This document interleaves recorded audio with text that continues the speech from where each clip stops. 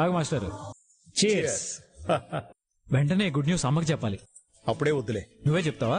ఇప్పుడొద్దు. ముహూర్తం పెట్టావా? కొన్ని చోట్ల ఇంకా పికప్ కాలేదు. మనం ఫ్రీ సర్వీస్ కోసం పక్కన పెట్టిన ఫుడ్ కంటే కాస్త ఎక్కువగానే మిగిలిపోతుంది. మాస్టరు, సక్సెస్ అనేది బడ్డీ కొట్లో టీ కాదు, ఆర్డర్ ఇవ్వగానే వచ్చి చేతిలో పెట్టడానికి. గంటకి 60 కిలోమీటర్ల వేగంతో వెళ్లే బైక్ మన దగ్గర ఉంది. సక్సెస్ 90 కిలోమీటర్ల వేగంతో వెళ్తుంది. మనం బైక్ ని ఎంత పరిగెత్తించినా దానికి మనకి మధ్య ఎప్పుడు అందుకోలేనంత 30 కిలోమీటర్ల దూరం అలాగే ఉంటుంది. దాన్ని దాటి ఎవడైతే సక్సెస్ ని అందుకుంటాడో వాడిని ఇంకెవ్వరూ ఆపలేరు. అప్పుడు చాయ్ పార్టీలు, చప్పట్లే కాదు, శాలువాలు, పూలదండలు కూడా వస్తాయి. ఇంకా లేట్ చేయకుండా అమ్మతో ఈ గుడ్ న్యూస్ చెప్పు మాస్టారు. నేను ఇంటి దగ్గర దింపేసి నేను తాత దగ్గరికి వెళ్ళాలి. నిన్నిక్కడ ఆపింది ఇది మాత్రం చెప్పడానికే కాదు. ఇంకేముంది? ఈ వీడియో చూడగానే నీకేమనిపించింది? పబ్లిక్ లో ఇంత రీచ్ ఉన్న రెస్టారెంట్ ని జోస్న ఎలాంటి పరిస్థితికి తీసుకొచ్చిందో అర్థమవుతుంది. కంపెనీకి నష్టాలు సరిగ్గా బిజినెస్ చేయకపోవడం వల్ల రాలేదు. మరెలా వచ్చాయి? వచ్చిన లాభాలు లెక్కల్లో చూపించకపోవడం వల్ల వచ్చాయి. జోస్న కొన్న ల్యాండ్ గురించి నన్ను మాట్లాడేది. అదొక ఎగ్జాంపుల్ మాత్రం. లెక్కలు మొత్తం బయటికి తీస్తే గానీ అర్థం కాలేదు. ఆవిడ గారు చేసిన అరాచక లెక్క బయటికి చెప్తే శివన్నారాయణ గారు గుండె పట్టుకుని పడిపోయేంత. అప్పుడు నాకు మరో విషయం కూడా అర్థమైంది. ఏంటిది? జోస్న శివన్నారాయణ గారి మనవరాలు కాదు. గ్రాని, ఏంటి నీ మనవణ్ణి చూస్తే నీకేం అనిపించట్లేదా? ఎవడి తలరాత ఎవడు తప్పిస్తాడు? నువ్వు తప్పించొచ్చు కదా. ఎలా? ఆలోచించు. ఏం చేసి నీ మనవడు మావయ్య దగ్గర వర్క్ మానేస్తాడు. ఇప్పుడు చూడు. నువ్వేంటి డబ్బులు అక్కపెట్టుకున్నావు? ఇదొక సీక్రెట్ లాకర్. ఈ డబ్బులెందుకు? చెప్తాగా, పద. రై డ్రైవరు, బాబు డ్రైవరు, నిన్నేరా పిలిచేది. ఈ 50 తీసుకుని బయటికి వెళ్లి టీ తాగిరా. నేను డ్రైవర్ని కాదని ఎన్నిసార్లు చెప్పాలి? మరి నువ్వేంట్రా? పియ్యేవా, ప్యూన్వా, డ్రైవర్వా, పనివాడివా? అసలు ఎవడ్రా నువ్వు? జోస్నా రెస్టారెంట్ సీఈఓ గారికి పిఏని. మరి దీపనెందుకు డ్రాప్ చేసావు? దీపక్ని, కార్తీక్ బావని మా అత్తయ్య ఇంటికి టిఫిన్కి పిలిచారు. బావ, మావయ్య గారు స్కూటీ మీద వెళ్లారు. నన్ను దీపక్ని డ్రాప్ చేయమని చెప్పారు. ఈ వివరాలు చాలా, ఇంకా ఏమైనా చెప్పాలా? అవునులే, తండ్రి కొడుకు హాయిగా వెళ్లిపోయారు. శ్రీధర్కి జీతం లేని పనోళ్ళ నువ్వొకడివి దొరికావు కదా. అందుకే ఈ అడ్డమైన పనులు నీకే చెప్తున్నారు. నానమ్మా, అరవకో. నువ్వు పిఏవైతే ఆఫీస్ పని చెయ్యాలరా, డ్రైవర్ పని కాదు. పోనీ డ్రాప్ చేసి వెళ్లిపోయావా అంటే వాళ్ల కోసం వెయిట్ చేస్తున్నావు. డ్రైవర్ తప్ప ఇలా ఎవ్వరూ వెయిట్ చేయర్రా. నేను డ్రైవర్ని కాదు, పర్సనల్ అసిస్టెంట్ని. పోరా కుయ్యా, పారిజాతం మనవడికి పర్సనల్ అసిస్టెంట్ గా చేయాల్సిన కర్మేంట్రా? జాబ్ లేకపోతే ఖాళీగా ఉండు, అవసరానికి డబ్బులు లేకపోతే నన్ను అడుగు. అంతేగాని మామగారి దగ్గర పియ్యగా పనిచేయడం ఏంట్రా? దరిద్రం కాకపోతేను. నేను జాబ్ చేస్తున్నాను.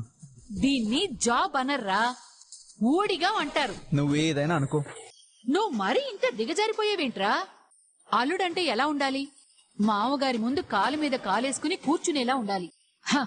అంతేగాని నమస్తే సార్ అని చేతులు కట్టుకుని నిలబడేలా కాదు. నానమ్మా, నా బతికేదో నేను బతుకుతున్నాను, నన్ను వదిలే.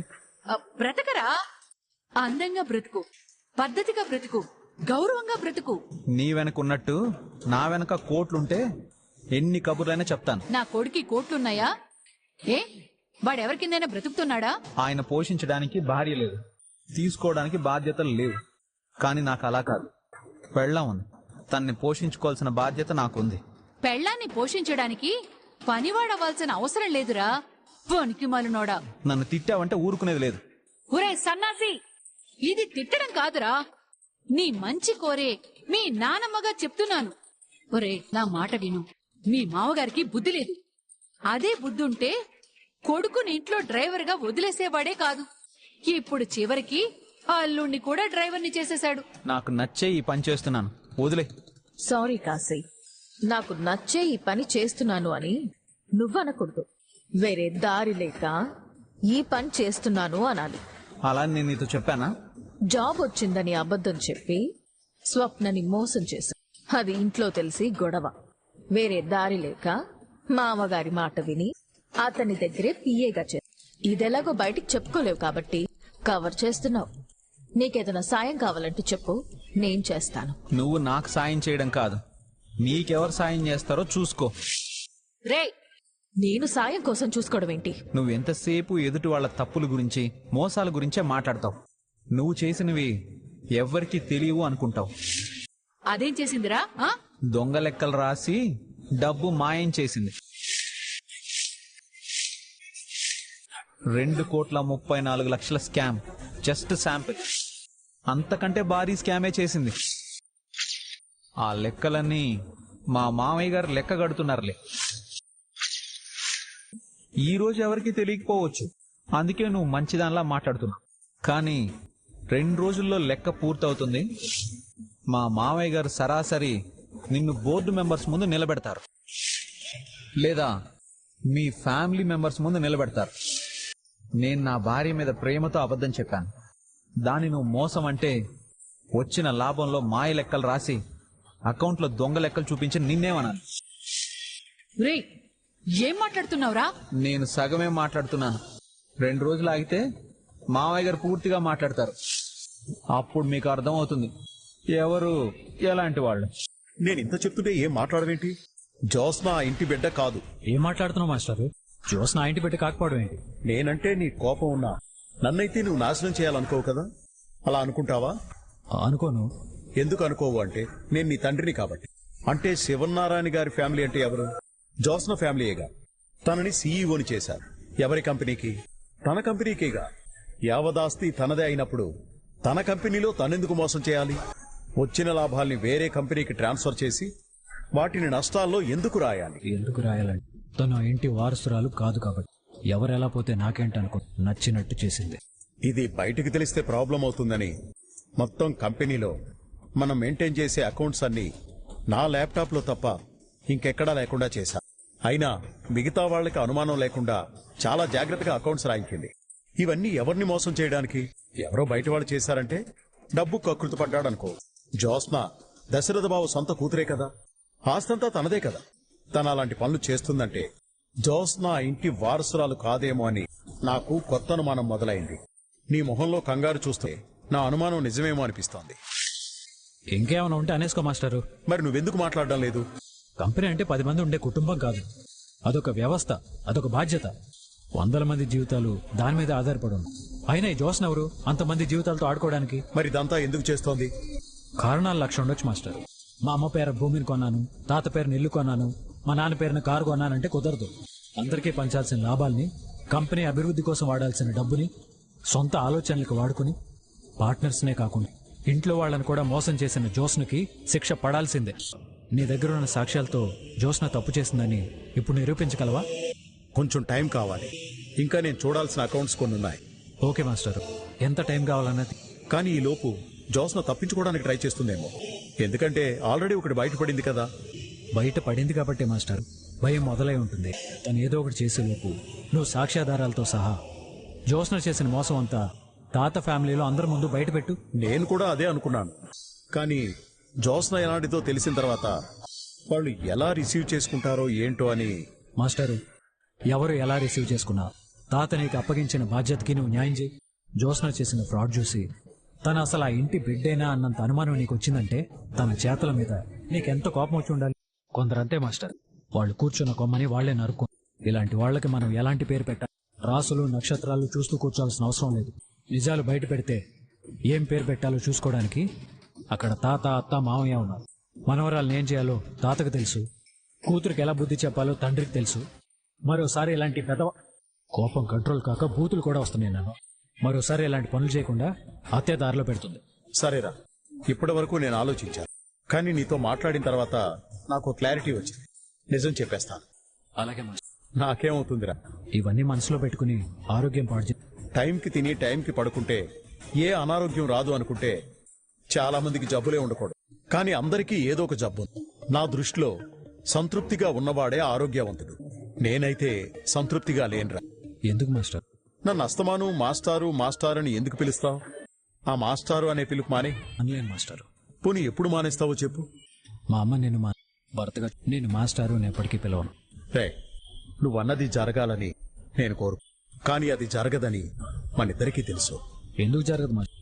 ఒకప్పుడు ఇలాంటి ఓ రోడ్డు మీదే నువ్వు నన్ను ఆపితే నీకు నాకు ఏ సంబంధం లేదు, నీ జీవితం నువ్వు బతుకు, మా జీవితం మేము బతుకుతామని చెప్పాను. వద్దు మాస్టర్, మీ వల్ల మాకు జరిగే నష్టం చాలు. మీ జీవితం మా జీవితం మమ్మల్ని బతకడమే. కానీ ఇప్పుడు ఇలాంటి ఓ రోడ్డు మీదే ఆగి ఇద్దరం కలిసి టీ తాగేమా లేదా? డబ్బులు కూడా ఇచ్చింది నేనే కదా. ఏదో ఒక రోజు మనతో పాటు అమ్మ కూడా ఉంటుంది. ముగ్గురం కలిసి ఇదే రోడ్డు మీద కార్లు వెళ్తూ, నువ్వేమో డ్రైవింగ్ సీట్ లో, వెనక నేను, నా పక్కన మా ఆవిడ, మా ఇద్దరి మధ్య అప్పుడు మన ముగ్గురం కాదు 6 అలా వెళ్ళిపోతూ ఉంటే ఎక్కడికి రా? ప్రెసెంట్ అయితే ఇక్కడి వరకే కలగన్నాను మాస్టర్. దీని సీక్వెల్ ఏంటో తర్వాత కలగండి. ముందు మనం వెళదాం పదా. కార్తీక్, కాసేపు ఉందావరా? నువ్వేమో ఆఫీస్కి వెళ్ళాలి, నేనేమో డ్యూటీకి వెళ్ళాలి. ఇద్దరికి పనులు ఉన్నాయి. చలో మాస్టరు. సరే పోదాం. బ్రదర్, చాయ్ బాగుంది. థ్యాంక్స్ అన్నా. నువ్వు అందరి మనసులు గెలుస్తావురా. పద. లెక్కలు రాసి డబ్బు మాయించి 1,34 లక్షల స్కామ్. జస్ట్ శాంపిల్ అంటే భారీ స్కామే చేసి ఈ రోజుల్లో లెక్క పూర్తవుతుంది. మా మావయ్య గారు సరాసరి బోర్డు మెంబర్స్ ముందు నిలబెడతారు. అయిపోయింది, సర్వనాశనం అయిపోయింది. ఈ పారిజాతం కష్టం అంతా బూడిదలో పోసిన పన్నీర్ అయిపోయింది. గ్రాని, నోరు తెరిచా ఉంటే మూతి పగిలిపోద్ది. ఏమైనా తప్పులు చేసే ముందు నాకు చెప్పమని ఎన్నిసార్లు చెప్పానే నీకు? నా గోల నాదే కాని ఏనాడైనా పట్టించుకుని చచ్చావా? కాశీగాడు చెప్తుంటేనే కాళ్ళు చేతులు వణికాయంటే లెక్కలన్నీ మీ తాత ముందు పెడితే నీ పరిస్థితి ఏంటో నువ్వే ఆలోచించుకో. నేను భయంతో చస్తుంటే నన్ను ఇంకా భయపెట్టి చంపుతావేంటి? పెద్ద చెరువు గండిపడి నీరు ఊరు మీద పడుతుంటే మన కొంప కొట్టుకుపోయే వరకు గదిలో కూర్చోకూడదే. తట్ట బుట్ట పట్టుకుని లగెత్తడమే. నన్నెక్కడికి పారిపోమంటావు? అది నాకు తెలీదు. నువ్వు మాత్రం ఇక్కడ ఉండద్దు.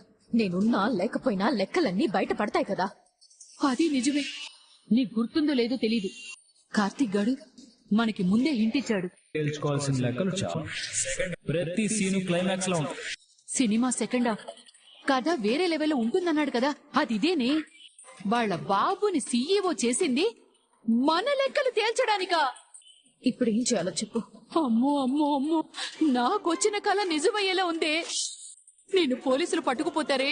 మావయ్యకేం పోయా కాలం గ్రాని. ఇచ్చిన సీఈఓ పోస్ట్ హాయిగా చేసుకోక ఈ పాత లెక్కలన్నీ తీయడం అవసరమా? ముందు నువ్వు ఎన్ని కోట్లు కొట్టేశావో చెప్పు. ఇప్పుడు మనం ఏం చెప్పుకున్నా ఉపయోగం లేదు గ్రాని. మళ్ళీ నేను సీఈఓ అవుతానని అకౌంట్స్ ఏవి పట్టించుకోలేదు. కానీ మావయ్య సీఈఓ అయ్యాడు. అయితే అయ్యాడు. పాత అకౌంట్స్ జోలికి వెళ్ళడు అనుకున్నాను. కార్తీక్ గాడు వాళ్ళ బాబుతో ఇదంతా చేయిస్తుంటే ఇంకా వెళ్ళడు అనుకుంటానంటావేంటే? చూస్నా, ఇప్పుడు నువ్వు చాలా పెద్ద ప్రమాదంలో ఉన్నావు. అయ్యో బాబోయ్, నిన్ను కాపాడడం నా వల్ల కూడా కాదే. దీపా, కాఫీ. నువ్వెప్పుడొచ్చావు? ఇప్పుడే వచ్చానండి. వచ్చే ముందు తలుపు కొట్టి రావచ్చు కదా. తలుపులు తీసే ఉన్నాయి. అవునా? ఏమోలే, కంగారులో చూసుకోలేదు. దేనికమ్మా కంగారు? మా భయాలు మాకుంటాయిలేమ్మా. దేనికమ్మా భయము? నువ్వు కాఫీ ఇవ్వడానికి వచ్చావా, క్వశ్చన్లు వేయడానికి వచ్చావా? కాఫీ ఇవ్వడానికే వచ్చాను. కాకపోతే మీ ఇద్దరి మొహాల్లో భయం కనపడుతుందమ్మా. ఆ ఆ భయం దేని గురించో తెలుసుకోవచ్చా?